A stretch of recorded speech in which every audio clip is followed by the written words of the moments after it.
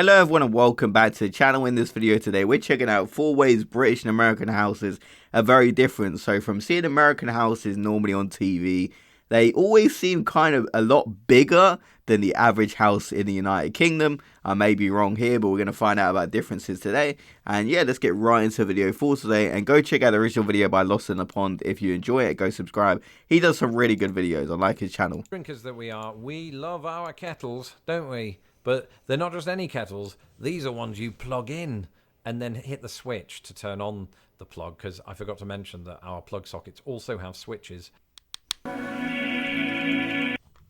Oh yeah, Americans don't really have like on-off switches on their plugs, do they? They kind of just put in. Yeah, we have like a switch where it goes red or not, so that's kind of different. Yes, I didn't really think about that. Hello, I'm Lawrence, and I'm on a quest to uncover all of the memos that Britain and America lost in the pond, and one of those memos pertains to houses, the things we live inside. If you're watching this video, it's quite likely you're either inside a house right now, or you're near one, because otherwise you wouldn't probably have internet access quite as easily. To anyone that might be new to this channel, come on in, get yourself a cup of tea. This isn't a genuine offer to come into my house. I'm just saying, join the channel. This is good. And hello to everybody who's been here a long time. Today we're going to look at several ways in which British and American houses are very, very different. Having lived in the United States for over 11 years, I've lived in my fair share of houses here, just as I did in Britain. So I think I have a decent grasp of how houses work. Even tiny ones like this one, which is about 400 square feet. I'm joking, this is a professional studio. Don't question me. And so without further ado, let's take a look at 4 ways that British and American houses are very, very different. Okay, this should be very interesting. Neither The Britain style. nor America is devoid of variety when it comes to their housing styles, and that's because, well, with each sort of passing phase of history comes new designs to meet new needs and just new style preferences. And because of this variety, I'm not going to cover every single one of them, because that would keep us all here until next Wednesday, which would be good for my metrics, but not good for your sanity. So let's take a look at how some of the housing styles do vary from country to country. In Britain, a lot of the distinctive styles are also tied up with the period in which they were built. So you could go all the way back to the Tudor period, and you do find Tudor housing dotted around here and there. In fact, Yeah, you do some places. For example, there's quite a lot of sort of Tudor buildings there. They're quite ornate with wood paneling, and they're the sort of place that you might imagine that Shakespeare lived. But wood is less indicative of British houses than you would see in America, where wood is actually quite a common material for building houses. In Britain, from about the Georgian period onward, you're going to see quite a lot of brickwork. Georgian period houses absolutely exist. People live in them, but they tend to be these opulent looking houses that have notable pops of white rectangle. Yeah, those are normally very, very, very expensive houses. They are very expensive ones. Which are just the windows.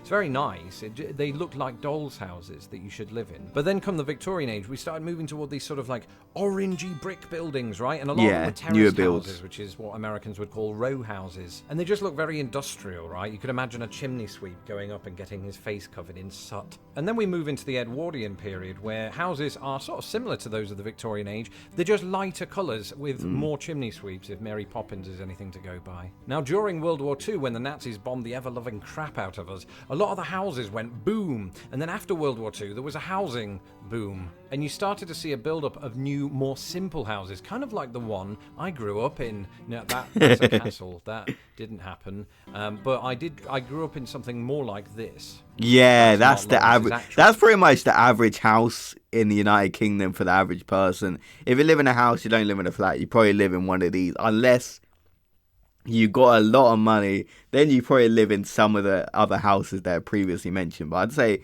these are kind of standard for the average person, at least in my area. House. Despite what fairy tales may suggest, most of us have never lived in a chocolate box house, but those do exist. A chocolate box house is the kind of house you might see in the Cotswolds, right? It's very quaint looking, it's got thatch roofing, and it looks like this. And if, like me, you're wondering why it's called a chocolate box house, yet it doesn't look edible, it goes back to the 1950s/60s, when chocolate boxes would have on their facade a kind of depiction of a beautiful English countryside. And these types types of houses would often feature on said box. Now again, this is by no means an entire repository of British houses. Neither is the following an entire repository of American houses. It's just the more common ones that you will see when you are here. So Cape Cod houses, you know these types of houses, right? They're the ones with the wood paneling down the side. And I said a moment ago that, you know, America makes good use of wood in this country because there's just so much of it. So many woodlands around the country, and it's a huge country from which to pull that resource. So yeah, that's an extremely American house. I don't think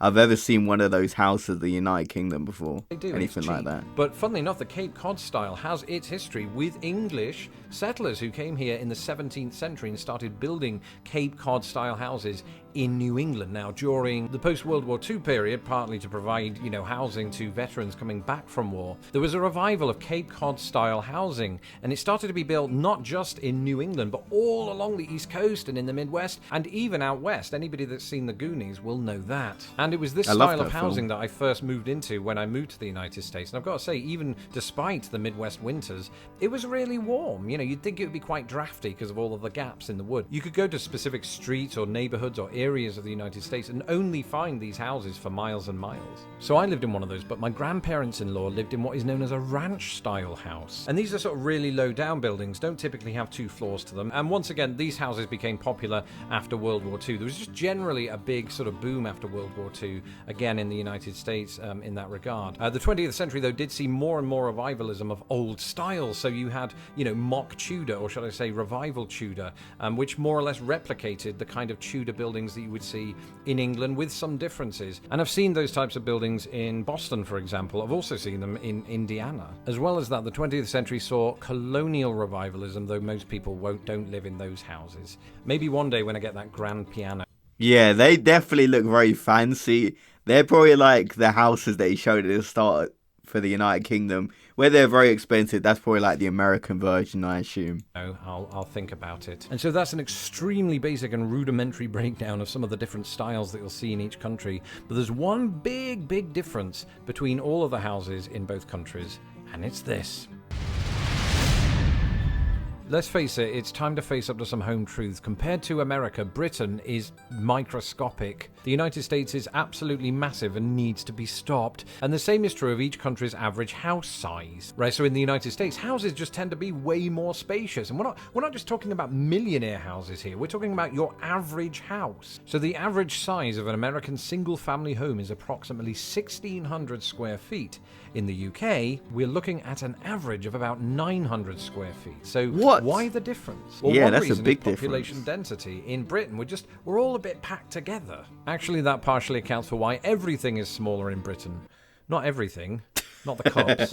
But in America, there's just so much land, and relative to that land, so few people. So, you know, make them as large as you want, and they do. They're huge. But also, a large majority of American houses are relatively new, meaning that they were able to benefit from, you know, building methods and materials that other countries like Britain were not. And the post-war expansion of American highways meant that this was enhanced even more. Those materials could be moved around the country more easily, and of course, this ushered in a more grand housing development. Now, all size aside, try saying that after 10 tepid tequilas, things become subtly different once you're inside the houses of either country. The gadgets, let's go. Is gadgets the right word? I don't know, I'll have to fire my graphics team. Either way, we're essentially talking about accessories, the things you have in your house that make that house work, even when you're doing the house work. So for example, airflow, right? America's bigger on its overhead fans and air conditioning units. We don't usually use those. I mean, we like to punish ourselves, especially in the summer, but we can crack a window open and it doesn't get oppressively hot. Always. And so we've mostly been fine with this situation. It does mean that insects get in. So daddy longlegs will get in the house and mosquitoes, but it's a small price to pay for not having air conditioning. See, we're currently in May when I'm making this video, and we're going towards that period where it becomes unbearably hot and you pray you have air conditioning. I do not have, the average British person does not have air conditioning in their house. Some people do get installed, but it's like a very small minority. So those people are lucky, but it becomes unbearably hot because just the way the houses are insulated. So it becomes really bad during the summer, I do have to say. Especially compared to America, because I feel America's hotter on average, but they have air conditioning everywhere pretty much. That's what it seems like to me. Actually quite like air conditioning now that I've lived in the US. Speaking of insects, you also don't see in Britain those insect screens that you put in the windows, hence why they're getting in. In America, they're I've never virtually seen in every that. house, but then again, in Britain we don't have black widows or brown recluses or the types of mosquitoes that make your face go like this. So I can see why it's justified. I mean, you still get ants, or is that just me? Not sure how they get in, maybe cracks in the wall, or maybe through the plug sockets. The plug sockets, of course, are different in both countries too. In Britain, you have the 3-pronged outlets, and in America, you sometimes have 3, but occasionally 2. And they're smaller in America than they are in Britain. That's one of the few things about which you can say that. Separate taps, of course, for hot and cold water. Americans combine them all into one. Where's the logic in that? I'm joking. Wait, what? You don't have separate taps for hot and cold water? That's probably one of the most surprising things I've seen in this video. So you don't have 2 taps, you just have 1. I suppose you kind of twist it left and right to get hot and cold, maybe. I may be wrong here. But 1 tap, wow, that surprised me. And while we're on the subject of sinks, most British sinks don't have that sort of food waste disposal thing that you we don't have that. It does the noise. Amazing. That was one of the best things I discovered after I didn't discover it. Somebody else came up with the idea and I just used it. But it's amazing. It's just so pleasing to know that all of that gunk gets broken down, and just don't put your hamster in there. I've learned that lesson from someone else. I didn't do it, just read about it on Reddit. Letterboxes. Firstly, Americans don't call them letterboxes, but mailboxes, and typically don't have them on the door, but outside in the garden, yard. The garden/yard is different. Often smaller in Britain, but very well kept up, depending on the family. And just massive yards here with, mesh fences and things like that, or picket fences. Back inside, a lot of properties in the United States will have walk-in closets that are built into the actual walls of the house. Wow. Whereas in Britain, you bring your own closet/wardrobe to put your clothes in, and that takes up more space, I've just realised. So we're shooting ourselves in the foot every step of the way. Except when it comes to washing machines and dryers. How cool is this? We combine them both into one giant cube, whereas America has 2 separate cubes. And tea drinkers that we are, we love our kettles, don't we? But they're not just any kettles. These are ones you plug in and then hit the switch to turn on the plug, because I forgot to mention that our plug sockets also have switches. And then, you turn it on, don't need a stovetop, and it heats up. Just like that. You've got your water, Bob's your uncle, pour it into a mug, there's your cup of tea. In America... So what? Americans don't have the plug-in kettles? America, you do have the stovetop kettles, and part of me likes that because it does this really pleasing whistling sound at the end. Now, if you were paying attention during that list, you may have noticed that I touched on some of the terminological differences when it comes to housing in either country. And that brings us on to our final entry. The words. It wouldn't be Britain and America if they weren't 2 countries separated by a common language, and the same is true of the housing world. So let's finish with a rapid fire round looking at those very words. So here in Chicago, I live in a flat, except in America they don't call it flat, it's called an apartment. Something else that you'll find in America though are these condominiums, or condos if you don't fancy saying a word that has condom in it. And we do have those in Britain. They're usually called common hold properties, and I suppose most British people wouldn't go around using that term, whereas you actually hear the term condo quite a lot. It's been suggested to me that I move into a condo, and it sounds good. I mean, when I first heard the term, I thought it sounded like I might be moving onto a lakeside boat or something like that. It is like an apartment, but it's one you would buy. It's real estate. Now, as a child and young adult, I grew up in a house that was known as a semi-detached house. That's when you have a house adjoined to one other house on one side, but not on the other side. In the United States, this is known quite simply as a duplex, which is not a Oh, okay. If it is adjoined on both sides with another house, then you are part of a line of houses that are known as terraced houses in Britain. In America, they're known as row houses because they're all in a row, presumably. Then there's council housing in Britain versus the projects in the United States, and that's just another way of saying public housing. To control the electricity flow in Britain, you have the mains power. In America, you have the grid power. And what if you're sick and tired of the place that you're living in and you just want to relocate somewhere else? In America, you would just simply move. In Britain, you'd move house. And on that note, I'm going to move out to my outro transition because this is the end of the video. Let me know in the comments below if you're watching this from your house right now, or just if you're not. Leave a comment either way. And don't forget to hit the subscribe button so that my videos don't get lost in the pond. A big reminder, by the way, if you want to keep up with me on a day-to-day basis and just see some of the stupid trivia that I come out with, follow me on Twitter at LostInThePondUS. You won't regret it.